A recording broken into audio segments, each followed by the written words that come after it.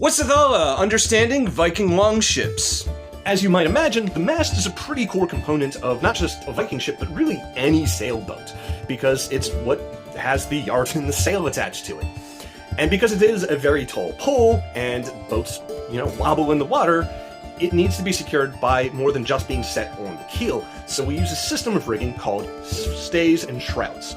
Now, there are a bunch of different ways in which you can format the stays and shrouds, but on the Seyharafin, we just have a simple method of a fore and aft stay and a port and starboard shroud. And these shrouds and stays are maintained under tension using a system of man blocks. There are different tensioning systems historically, even for longships. This is just the one that we use on the Seyharafin.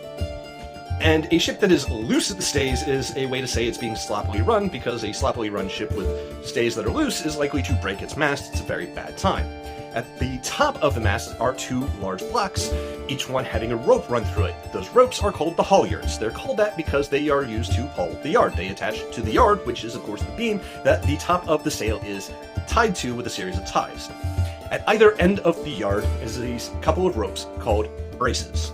And at the bottom corners of the sail, the actual fabric itself, are a couple of ropes called sheets. And the sheets and the braces are used to control and manage the sail itself when it is under sail. When it is not under sail, we just roll up the sail and use the sheets to kind of wrap it and attach it to the yard a little more securely.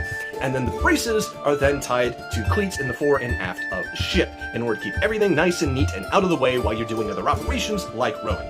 Whether the ship is under sail or you are rowing it, the key element of actually steering the boat is going to be from the steerboard. Unlike a lot of modern ships, the steerboard is not in line with the keel, it is actually offset onto one side. And on a Viking ship, it is typically lashed at 2 points, and then there's a lever called a tiller that you use to control the steerboard. And because most people are right-handed, the steerboard is lashed to the back of the ship on the right side.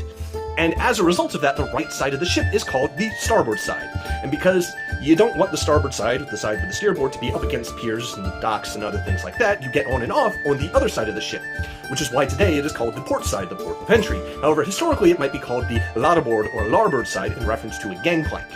As for the actual operation of the ship, that is a video for another time.